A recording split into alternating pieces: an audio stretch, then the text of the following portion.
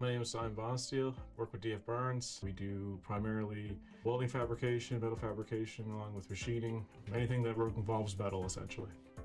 So I'm a project manager here. So we get multiple projects come in from various different businesses. Could be frames, could be containers, could be tanks. So I oversee those projects.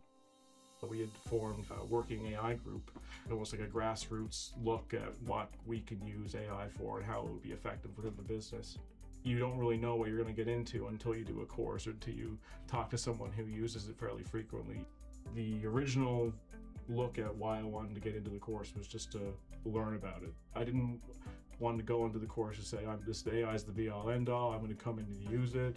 So it was more the case was, I need to learn what this is about now, and the company needs to learn about what is going on now to ensure that going forward we have a well-rounded idea of what AI can do and of the tool itself.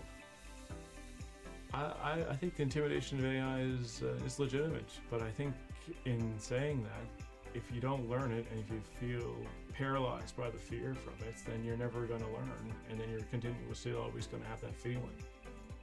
Any project that comes in is always a different challenge because there's so many different ways, I guess, you could fabricate metal, and the ability to throw those specifications to ChatGPT is something that might take you in the past manually to do 3 hours. You might be able to bang it out in 20 or 30 minutes.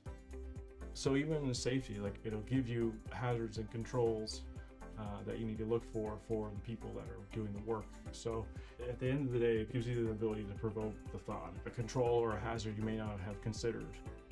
The course gave me the ability to use AI confidently and to take that education that it provides and use it in an effective manner.